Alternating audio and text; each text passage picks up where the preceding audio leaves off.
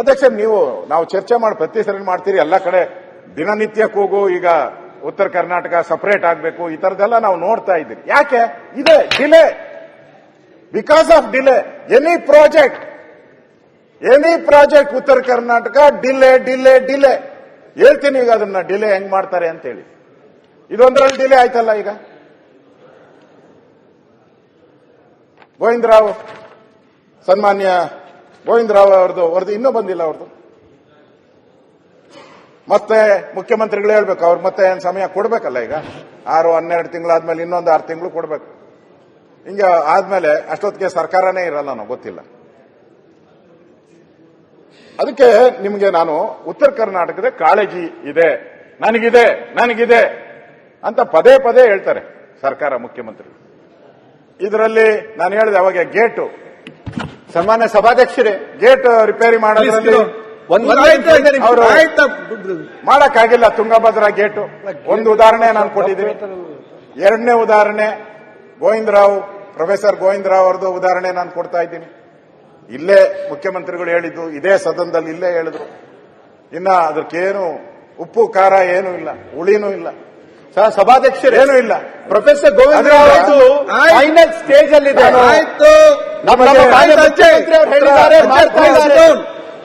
ಅವ್ರು ಕೂಡ final stage ಅಲ್ಲಿ ಅಂತ ಹೇಳಿದ್ರೆ ಮುಟ್ಟಿಲ್ಲ ಅಂತ ಹೇಳುದು ಅಷ್ಟೇ. ಸರ್, 1.5 ವರ್ಷ ಪ್ರೊಫೆಸರ್ ಕೂತ್ಕೊಳ್ಳಿ. 2 ಉದಾಹರಣೆಯನ್ನ ಕೊಟ್ಟಿದ್ದೀನಿ. 3ನೇ ಉದಾಹರಣೆ, ಥರ್ಡ್ ಪಾಯಿಂಟ್, KKRDB ಅನುದಾನದ ಅಡಿಯಲ್ಲಿ ಕಲ್ಯಾಣ ಕರ್ನಾಟಕ ಭಾಗದಲ್ಲಿ ಜಿಲ್ಲಾ ತಾಲೂಕು ಆಸ್ಪತ್ರೆಗಳು, PHC ಮತ್ತು CHCಗಳನ್ನು ನಿರ್ಮಿಸಲು 900 ಕೋಟಿ ಅನುದಾನ ಬಿಡುಗಡೆ ಮಾಡಲಾಗುವುದು. 2024 ಬೆಳಗಾವಿಯ ಅಧಿವೇಶನದಲ್ಲಿ ಘೋಷಣೆ ಮಾಡಲಾಗಿತ್ತು. ಮಾಡಿದ್ರು, ಸ್ವಾಗತ ಮಾಡ್ತೀನಿ. 900 ಕೋಟಿ ಆಸ್ಪತ್ರೆಗಳಿಗೆ. ನೀವು ಮೋಸ್ಟ್ಲಿ ನೆಕ್ಸ್ಟ್ ಅಲ್ಲಿ ಹೋಗ್ಬೋದನ್ನು ಗೊತ್ತಿಲ್ಲ, ಹಂಗಂತ ಪತ್ರಿಕೆಯಲ್ಲೆಲ್ಲ ಬರೀತಾ ಇದ್ರು, ಗೊತ್ತಿಲ್ಲ ನಿಮ್ಮ ಇಂಟ್ರೆಸ್ಟ್ ಏನಾಯ್ತೋ ನನಗೆ ಗೊತ್ತಿಲ್ಲ. ಆಯ್ತು, 900 ಕೋಟಿ. ಅದಾದ್ಮೇಲೆ ವಿಶೇಷ ಸಚಿವ ಸಂಪುಟದ ಸಭೆ ಆಯ್ತು ಕಲಬುರಗಿಯಲ್ಲಿ, ಅಲ್ಲೂ ಅದಕ್ಕೆ ಅನುಮೋದನೆ ಕೊಟ್ಟರು. ಎಷ್ಟು ಹಣ ಬಿಡುಗಡೆ ಆಗಿದೆ ಅಂತ ನಾನು ಪ್ರಶ್ನೆ ಕೇಳೋದಷ್ಟೇ. ನಮ್ದೆಲ್ಲ ಪ್ರಶ್ನೆ, ಅದಕ್ಕೆ ಅನುಮೋದನೆ ಕೊಟ್ಟಿದ್ದೀರಾ, ಎಷ್ಟು ಹಣ ಬಿಡುಗಡೆ ಮಾಡಿದ್ರಿ, ಗುದ್ದಲಿ ಪೂಜೆ ಆಯ್ತಾ, ಇನಾಗ್ರೇಷನ್ ಆಯ್ತಾ, ಇಷ್ಟೇ ನಾನು ಕೇಳೋದು ಪ್ರಶ್ನೆ ಇವತ್ತು ಸರ್ಕಾರ.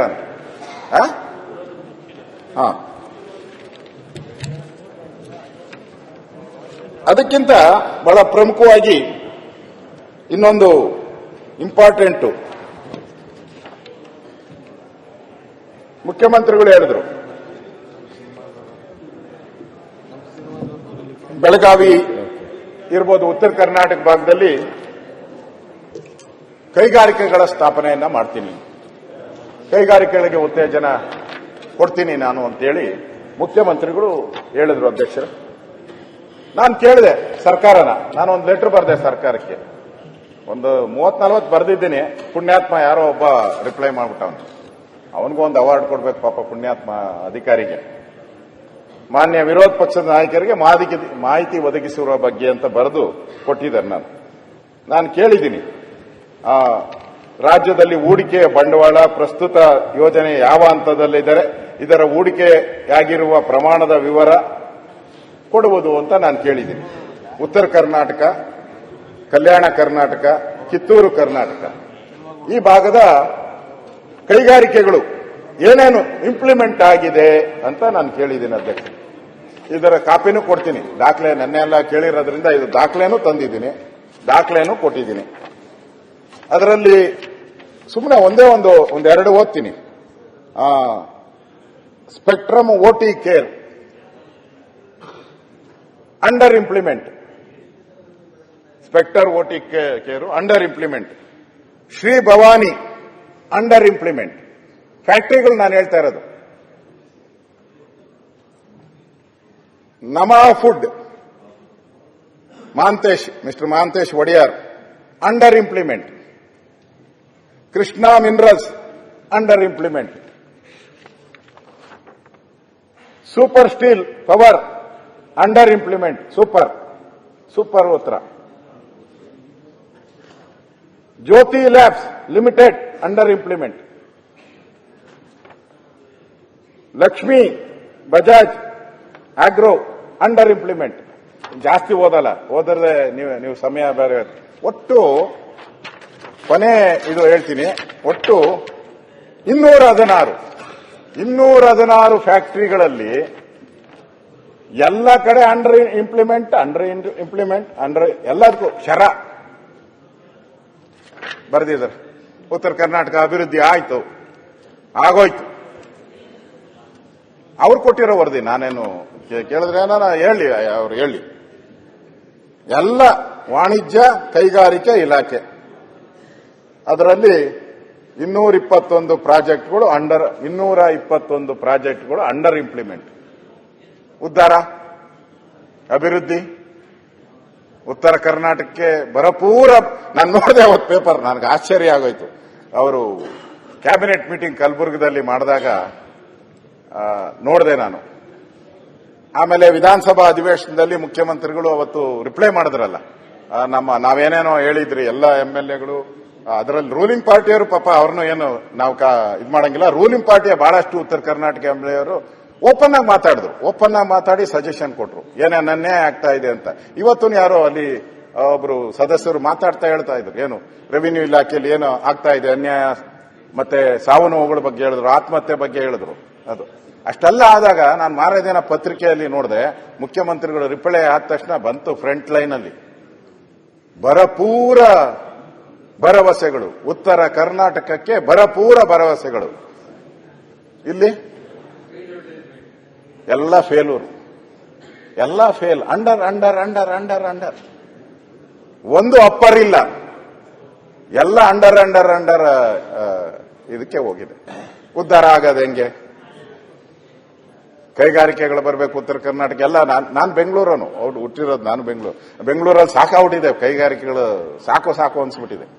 ಅಲ್ಲಿ ಪೊಲ್ಯೂಷನ್ ರೇಟ್ ಜಾಸ್ತಿ ಆಗ್ತಾ ಇದೆ ಬೆಂಗಳೂರು. ನಿನ್ನೆ ನಾನು ಪೊಲ್ಯೂಷನ್ ನಮ್ಮನೆ ಹತ್ರ ಚೆಕ್ ಮಾಡಿಸ್ದೆ, 100ಕ್ಕೆ ಹೋಗ್ಬಿಟ್ಟಿದೆ ಪೊಲ್ಯೂಷನ್. ಹೋಗಿ ನಾವೆಲ್ಲ 50 ಅಂತ ತಿಳ್ಕೊಂಡ್ರಿ, ಮಾನದಂಡ 50 ಒಳಗಡೆ ಇರಬೇಕು. ಪರವಾಗಿಲ್ಲ, ಮೈಸೂರು ನಂಬರ್ 1 ಇದೆ, ದೇಶದಲ್ಲೇ ಒಳ್ಳೆ ಇದೆ. ಅದಕ್ಕೆ ಅವರು ಅಲ್ಲೇ ಸೆಟ್ಲ್ ಔಟ್ ಅವರು ಮುಖ್ಯಮಂತ್ರಿಗಳು. ನಮ್ದು ಏರ್ತಾನೆ ಇದೆ ಪೊಲ್ಯೂಷನ್. ಉತ್ತರ ಕರ್ನಾಟಕದಲ್ಲಿ ಆಗಬೇಕು, ಉತ್ತರ ಕರ್ನಾಟಕದಲ್ಲಿ ಅಭಿವೃದ್ಧಿ ಆಗಬೇಕು ಸರ್. ಇವರಿಗೆ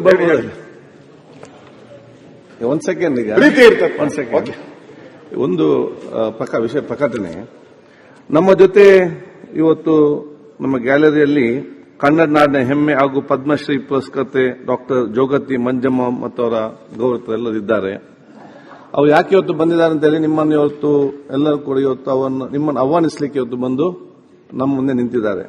ಯಾಕೆಂತ ಹೇಳಿದ್ರೆ, ಪ್ರತಿನಿತ್ಯ ಸಮಾಜದಲ್ಲಿ ಶೋಷಣೆ ಅನುಭವಿಸುತ್ತಿರುವ, ಸಾಮಾಜಿಕ ತುಲಿತಕ್ಕೊಳಗಾಗಿರುವ ಮಂಗಲ ಮುಖ್ಯರ ಜೀವನದ ಆತ್ಮಚರಿತ್ರೆ ಆಧರಿಸಿ ಜಯರಾಮ್ ಕ್ರಿಯೇಷನ್ ವತಿಯಿಂದ ಶಿವಲೀಲಾ ಎಂಬ ಚಲನಚಿತ್ರವನ್ನು ತಯಾರಿಸಿದ್ದು ಕರ್ನಾಟಕದಲ್ಲಿ ಮೊದಲ ಬಾರಿಗೆ ಬಿಡುಗಡೆ ಮಾಡಲಾಗುತ್ತಿದೆ.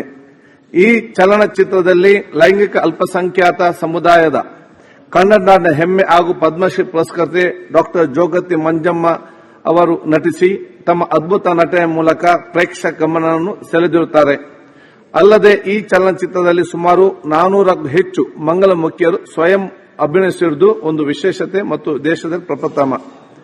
ಈ ಶಿವಲೀಲಾ ಚಲನಚಿತ್ರದ ಪ್ರೀಮಿಯರ್ ಶೋ ಪ್ರದರ್ಶನವನ್ನು ಈ ದಿನ ಅಂದರೆ ದಿನಾಂಕ 10/12/2025ರಂದು ಸಂಜೆ 7 ಗಂಟೆಗೆ ಬೆಳಗಾವಿಯ ನೆಕ್ಸಸ್ ಮಾಲ್ನಲ್ಲಿ ಅದರ ಪ್ರಾದೇಶಿಕ ಪ್ರಥಮ ಪ್ರದರ್ಶನವನ್ನು ಇವತ್ತು ಏರ್ಪಡಿಸಲಾಗಿದ್ದಾರೆ ತಮಗೆಲ್ಲರಿಗೂ ಕೂಡ. ಆದುದರಿಂದ ಎಲ್ಲ ಮಾನ್ಯ ಸದಸ್ಯರುಗಳು ಸಮಾಜಕ್ಕೆ ಮಾದರಿಯಾಗುವ ಈ ಚಲನಚಿತ್ರದ ಪ್ರೀಮಿಯರ್ ಶೋ ಪ್ರದರ್ಶನವನ್ನು ವೀಕ್ಷಿಸಿ ಲೈಂಗಿಕ ಅಲ್ಪಸಂಖ್ಯಾತ ಸಮುದಾಯದಲ್ಲಿ ಆತ್ಮವಿಶ್ವಾಸ ಹೆಚ್ಚಿಸಬೇಕು ಎಂಬ ಕೋರುತ್ತೇನೆ. ಮಾನ್ಯ ಮುಖ್ಯಮಂತ್ರಿಗಳು ಮತ್ತು ಇನ್ನಿತರರು ಎಲ್ಲರೂ ಅದಕ್ಕೆ ಬರ್ತಂದು ಕೂಡ ಹೇಳಿದ್ದಾರೆ. ತಾವೆಲ್ಲರೂ ಕೂಡ ಬರಬೇಕಂತೇಳಿ ಅವರ ಪರವಾಗಿ ನಾನು ಕೂಡ ವಿನಂತಿಸಿಕೊಳ್ತೇನೆ.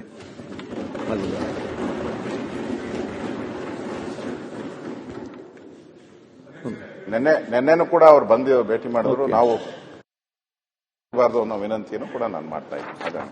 ಸನ್ಮಾನ್ಯ ಅಧ್ಯಕ್ಷರೇ, ಈಗ ನಾನು ಹೇಳಿರುವಂತ ಫ್ಯಾಕ್ಟರಿಗಳು ಬೆಳಗಾವಿಯಲ್ಲಿ ನಾವು ಅಧಿವೇಶನ ಮಾಡ್ತಾ ಇದ್ದೀರಿ. ಕಳೆದ ಅಧಿವೇಶನದಲ್ಲಿ ಮುಖ್ಯಮಂತ್ರಿಗಳು ಹೇಳಿದ್ರು 2023ರಲ್ಲಿ ಬೆಳಗಾವಿ ಅಧಿವೇಶನದಲ್ಲಿ ಬೆಳಗಾವಿಯಲ್ಲಿ ಫೌಂಡ್ರಿ ಕ್ಲಸ್ಟರ್ ನಿರ್ಮಾಣ ಮಾಡ್ತೀರಿ ಮತ್ತು ಜಿಲ್ಲೆಯಲ್ಲಿ ಏರೋಸ್ಪೇಸ್ ಆಧಾರಿತ ಕೈಗಾರಿಕೆಗಳ ಬೆಳವಣಿಗೆ ವಿಶೇಷ ಒತ್ತು ನೀಡಲಾಗುವುದು ಎಂದು ಘೋಷಣೆ ಮಾಡಿದ್ದೇನೆ ಅಂತ ಹೇಳಿದ್ರು. ಬೆಳಗಾವಿಯಲ್ಲಿ ಫೌಂಡ್ರಿ ಕ್ಲಸ್ಟರ್ ಆಗಿದೆಯಾ? ಏರೋಸ್ಪೇಸ್ ಆಗಿದೆಯಾ? ಉತ್ತರ ಕೊಡಿ. ಪ್ರಶ್ನೆ ನಂದು, ಉತ್ತರ ಕೊಡಿ. ಆಗಿದೆ ಉತ್ತರ ಕೊಡಿ. ನನಗೇನು ಇರೋ ಪ್ರಕಾರ ಏನು ಮಾಡಿಲ್ಲ ಅಂತ ಹೇಳಿ. ರಾಯಚೂರಲ್ಲಿ ರಾಯಚೂರಲ್ಲಿ ಕಾಟನ್ ಇಂಡಸ್ಟ್ರಿ 2023ರಲ್ಲಿ ಘೋಷಣೆ ಆಯ್ತು. ಕಾಟನ್ ಬಂತ? ಕಾಟನ್ ಇಂಡಸ್ಟ್ರಿ ಅಭಿವೃದ್ಧಿಪಡಿಸಲಾಗುವುದು.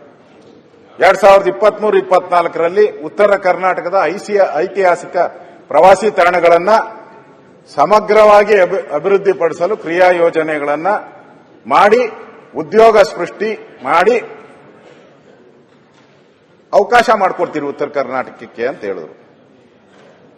ಅದರಲ್ಲಿ ಅವರು ಹೇಳಿದ್ರು ಯಾದಗಿರಿಯ ಶಾಪುರದ ಸಿರವಾಳು ದೇವಾಲಯ, ಯಾದಗಿರಿಯ ಕೋಟೆ ಅಭಿವೃದ್ಧಿ ಮಾಡ್ತೀನಿ ಅಂದ್ರು. ಅಂಜನಾದ್ರಿ ಬೆಟ್ಟ, ಆಂಜನೇಯ ಹುಟ್ಟಿದ್ದು ನಮ್ಮ ಮನೆ ದೇವರ ಆಂಜನೇಯ, 100 ಕೋಟಿ ಕೊಡ್ತೀರಿ ಅಂತ ಹೇಳಿದ್ರು ರೂಪಾಯಿಗೆ. ರಾಯಚೂರು ಜಿಲ್ಲೆಯ ದೇವದುರ್ಗ ತಾಲೂಕಿನ ಅಲ್ಲಮಪ್ರಭು ಗುಹಾಂತರ ದೇವಾಲಯ ಅಭಿವೃದ್ಧಿ ಮತ್ತು ಮುಳಖೇಡ ಕೋಟೆಯ ಸಮಗ್ರ ಅಭಿವೃದ್ಧಿ ಮಾಡ್ತೀನಿ ಅಂತ ಘೋಷಣೆ ಮಾಡಿದ್ರು ಮುಖ್ಯಮಂತ್ರಿ. ವಿಜಯನಗರ ಜಿಲ್ಲೆಯ ಮೈಲಾರಲಿಂಗೇಶ್ವರ ದೇವಾಲಯ ಅಭಿವೃದ್ಧಿ ಮಾಡ್ತೀನಿ ಅಂದ್ರು. ಬೀದರ್ನ ಭೂಗತ ನೀರು ಪೂರೈಕೆ ಪುನಶ್ಚೇತನ ಯೋಜನೆಗೆ ಅನುಮೋದನೆ ಕೊಡ್ತೀನಿ ಅಂದ್ರು. ಪ್ರಾಚೀನ ವಿಶ್ವವಿದ್ಯಾಲಯ ಎಂದು ಖ್ಯಾತಿ ಪಡೆದಿರುವ ನಾಗಾವಿ ಅಭಿವೃದ್ಧಿ ಮಾಡ್ತೀನಿ ಅಂದ್ರು. ಈ ಎಲ್ಲ ಘೋಷಣೆಗಳಾಗೆ ಉಳಿದಿವೆ. ಅಟ್ಲೀಸ್ಟ್ ಒಂದು 90% ಆದರೂ ಮಾಡಿದ್ರೆ ನಾವು ಇವರಿಗೆ ಡಿಸ್ಟಿಂಕ್ಷನ್ ಕೊಡಬೇಕಾದಾಯ್ತು. 60% ಆದರೂ ಫಸ್ಟ್ ಕ್ಲಾಸ್ ಕೊಡಬಹುದಾಯ್ತು. ಪಾಸಿಂಗ್ ಮಾರ್ಕು ಓದಂಗೆ ಕಾಣಿಸ್ತಾ ಇಲ್ಲ. ಅವರು ಪಾಸ್ ಆಗಕ್ಕೂ 35 ಬೇಕಾ? ರಿಡ್ಯೂಸ್ ಮಾಡ್ಬಿಟ್ಟವ್ರು 33 ಈಗ. ಅದ್ರಾಗ 20 ಗ್ರೇಸ್ ಮಾರ್ಕ್ಸ್, ಇನ್ನು 13 ತಗೊಂಡ್ರೆ ಸಾಕು ಪಾಸು. ಅದನ್ನು ತಂದ್ಬಿಟ್ಟಿದ್ದಾರೆ. ಇದುವರೆಗೂ ಈ ತರ ಘೋಷಣೆಗಳನ್ನ ಮಾಡಿದ್ರು. ಇನ್ನು ನೀರಾವರಿಗೆ ಸಂಬಂಧಪಟ್ಟಂತೆ ಅವರು ಘೋಷಣೆ ಮಾಡಿರೋದು 2024ರಲ್ಲಿ ಬೆಳಗಾವಿ ಅಧಿವೇಶನದಲ್ಲಿ ಕೃಷ್ಣಾ ಮೇಲ್ದಂಡೆ ಯೋಜನೆಯ 3ನೇ ಹಂತದ ಆಲಮಟ್ಟಿ ಜಲಾಶಯವನ್ನು 519 ಮೀಟರ್ನಿಂದ 524.25 ಮೀಟರ್ಗೆ ಹೆಚ್ಚಿಸಲು ಅನುಕೂಲವಾಗುವಂತೆ ಅಂದಾಜು 75,563 ಎಕರೆ ಭೂ ಸ್ವಾಧೀನಪಡಿಸಿಕೊಳ್ಳಬೇಕಾಗಿರುತ್ತದೆ. ಇಂದಿನ ಬಿಜೆಪಿ ಸರ್ಕಾರದ ಅವಧಿಯಲ್ಲಿ 2,500 ಭೂ ಸ್ವಾಧೀನ ಪಡಿಸಿಕೊಳ್ಳಲಾಗಿತ್ತು. ಉಳಿದ 73,063 ಎಕರೆಯನ್ನು ಕನ್ಸಲ್ಟ್ ಅವಾರ್ಡ್ ಮೂಲಕ ಒಂದೇ ಹಂತದಲ್ಲಿ ಸ್ವಾಧೀನಪಡಿಸಿಕೊಳ್ಳಲಾಗುವುದು. 2024ರಲ್ಲಿ ಮುಖ್ಯಮಂತ್ರಿಗಳು ನುಡಿಮುತ್ತನ್ನ ಹೇಳಿದ್ದಾರೆ. ಆ ಮುತ್ತು ಎಲ್ಲೋಯ್ತು ಅಂತ ನಾನು ಕೇಳ್ತಾ ಇದ್ದೀನಿ. ಆ ನುಡಿಮುತ್ತು ಎಲ್ಲೋಯ್ತು? ನನ್ನ ಹತ್ರ ಕಾಪಿ ಇದೆ. ನನ್ನ ಹತ್ರ ಕಾಪಿ ಇದ್ರದ್ದು ಏನಪ್ಪ ಎಲ್ಲ ಅದು ಕ್ಯಾಬಿನೆಟ್ ನಿಜಾನೋ ಗೊತ್ತಿಲ್ಲ, ನಾನು ಸುಮ್ಮನೆ ಹೇಳ್ತೀನಿ, ನೀವು ಆಮೇಲೆ ಉತ್ತರ ಕೊಡಿ. ಈ ಯೋಜನೆಗೆ ಮಾಡಕ್ಕೆ ಹಣ ಇಲ್ಲ ಅವ್ರ ಹತ್ರ. ಈ ಯೋಜನೆ ಮಾಡಕ್ಕೆ ಹಣ ಇಲ್ಲ. ಒಂದೇ ಬಾರಿ ಇಷ್ಟು ದುಡ್ಡು ಕೊಡ್ತೀನಿ, ಒಂದೇ ಸರಿ ಅಕ್ವೈರ್ ಮಾಡ್ತೀನಿ ಅಂತ ಹೇಳಿದ್ದಾರೆ ಅವರು. ಈಗ ಹಣ ಇಲ್ಲ. ಫೈನಾನ್ಸ್ ಡಿಪಾರ್ಟ್ಮೆಂಟ್ ಅವರು ಒಂದು ಐಡಿಯಾ ಕೊಟ್ಟವ್ರು ಇವ್ರಿಗೆ, ಕ್ಯಾಬಿನೆಟ್ಗೂ ಮೂವ್ ಮಾಡಿದ್ದಾರೆ ಅನ್ಸುತ್ತೆ. ಏನು ಅಂತ ಹೇಳಿದ್ರೆ ಈ ಫ್ರೀಗಳನ್ನೆಲ್ಲ ನಿಲ್ಸ್ಬಿಡ್ರಿ. ಮಾದೇವಪ್ಪನವ್ರೆ, ನಿಮ್ದೇನು ನಿಲ್ಸಲ್ಲ, ನಿಮ್ ತಗೊಂಬಿಟ್ಟಿದ್ದಾರೆ SC ST ಹಣ. ಅದಕ್ಕೇನೆ ಹೇಳಿಲ್ಲ, ಇದಕ್ಕೆ ಹೇಳಿದ್ದಾರೆ ಫ್ರೀನಾ ನಿಲ್ಸಿ. ಅವರು ಎಷ್ಟು ಹುಷಾರಾಗಿ ಹೇಳಿದ್ದಾರೆ ಅಂದ್ರೆ ಫ್ರೀನಾ ನಿಲ್ಸ್ಬಿಡಿ, ಇದಕ್ಕೆ ನಾವು ಹಣ ಅರೇಂಜ್ ಮಾಡ್ತೀರಿ. ಇಲ್ಲ ಅಂದರೆ ಇನ್ನೊಂದು ಆಪ್ಷನ್ ಕೊಟ್ಟಿದ್ದಾರೆ. ಎಲ್ಲಾ ಇಲಾಖೆಗಳಲ್ಲೂ ಇವಾಗ ಏನೇನು ಇಲಾಖೆ ಐತಲ್ಲ, ಆರೋಗ್ಯ, ನೀರು, ಯಾವ್ಯಾವ ಇಲಾಖೆ ಎಲ್ಲ ಆಯ್ತೋ 20% ಕಟ್ಟು. ಬಡ್ಜೆಟ್ ಮಂಡನೆ ಮಾಡೋವಾಗೆ ಮುಖ್ಯಮಂತ್ರಿಗಳು 30% ಕಟ್ ಮಾಡ್ಬಿಟ್ಟವ್ರು ಮೊದಲೇ, ಈ ಗ್ಯಾರಂಟಿ ಕೊಡೋಕ್ಕೋಸ್ಕರ. ಈಗ 20% ಕಟ್ಟು. ಇವೆರಡು ಆಪ್ಷನ್ ಕೊಟ್ಟವ್ರು. ಅಂದ್ರೆ ಇಲಾಖೆಯಲ್ಲಿ ಇವತ್ತೇ ಉತ್ತರ ಕರ್ನಾಟಕದಲ್ಲಿ ಹಾಳುಬಿದ್ದ ರಸ್ತೆಗಳು, ಆಸ್ಪತ್ರೆಗಳಿಲ್ಲ, ಔಷಧಿ ಇಲ್ಲ, ರೈತರ ಆತ್ಮಹತ್ಯೆ, ಹೈಯೆಸ್ಟ್ ರೈತರ ಆತ್ಮಹತ್ಯೆ ಕರ್ನಾಟಕ ನಂಬರ್ 2 ನಲ್ಲಿದ್ದೀರಿ ನಾವು, ಹೈಯೆಸ್ಟ್. ಇದರ ಮಧ್ಯೆ ನೀವು 20% ಏನಾನ ಇಲಾಖೆಗಳಿಗೆ ಕಟ್ ಮಾಡಿಬಿಟ್ರೆ ಇಲಾಖೆ ಕತೆ ಏನು? ಇಲಾಖೆ ಕತೆ ಏನು? ಈಗ ಮುಖ್ಯಮಂತ್ರಿ ಕೋರ್ಟ್ ಅಲ್ಲಿ ಬಾಲಿದೆ. ಈಗ ಅವರು ಫ್ರೀಗೆ ಹೊಡಿತಾರ, ಇಲ್ಲ ಇಲಾಖೆ ಮೇಲೆ ಗದಾಪ್ರಹಾರ ಮಾಡ್ತಾರ, ಎರಡೂ ಅವರ ಹತ್ರನೇ ಇದೆ. ಬಟ್ ಭರವಸೆ ಕೊಟ್ಬಿಟ್ಟಿದ್ದಾರೆ.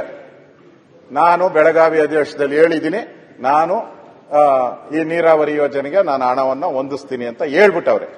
ಈ ಅಡಕೆ ಮಧ್ಯೆ ಸಿಕ್ಕಾಕೊಂಬಿಟ್ಟವ್ರೆ. ಈ 3 ಟ್ರಯಾಂಗಲರ್, ಆ ಟ್ರಯಾಂಗಲರ್ ಒಂದು ಇದೆಯಲ್ಲ, ಅದ್ಯಾವುದೋ ಸಮುದ್ರ ಬರ್ಮಾಡೋ, ಅಲ್ಲಿ ಹೋದ್ರೆ ಒಳಕೋದ್ರೆ ಬರೋದೇ ಇಲ್ಲಂತೆ. ಹಂಗೇನ ಔಟರ್ ನೀವು?